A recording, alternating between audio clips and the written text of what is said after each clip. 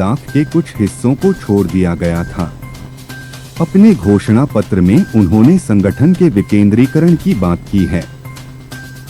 जब देश की सबसे पुरानी पार्टी के अध्यक्ष पद की दौड़ में शामिल थरूर द्वारा भारत के गलत नक्शे को दिखाने के बाद की गई नासमझी से विवाद हुआ तो थरूर ने अपने चुनावी घोषणा पत्र में इसे भारत के सही नक्शे के साथ बदलकर गलती को सुधार लिया। यह पहली बार नहीं है जब लोकसभा सांसद ने भारत का विकृत नक्शा साझा किया।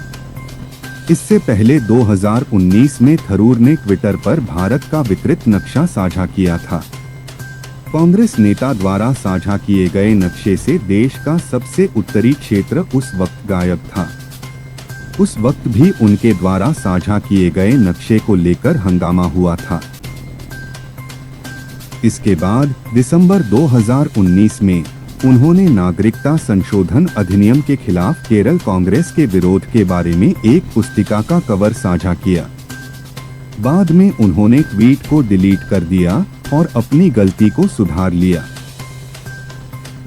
थरूर ने नामांकन के बाद घोषणा पत्र जारी किया है जिसमें बताया गया है कि अगर वह चुनाव जीतते हैं तो विकेंद्रीकरण और आंतरिक पुनर्गठन के माध्यम से पार्टी को फिर से जीवंत करना चाहेंगे। शशि थरूर ने कहा है कि न केवल शीर्ष स्तर पर बल्कि हर स्तर पर हर पार्टी को बेहतर नेतृत्व की आवश्यकता होती है। कांग्रेस को पीसीसी अध्यक्षों को वास्तविक अधिकार देकर सभी राज्यों में पार्टी को सशक्त बनाना चाहिए, सत्ता का विकेंद्रीकरण करना चाहिए और पार्टी के जमीनी पदाधिकारियों को सही मायने में सशक्त बनाना चाहिए। हम अपनी पार्टी के लिए और भाजपा के केंद्रीकरण के लिए एक विश्वसनीय विकल्प प्रदान करना चाहते हैं।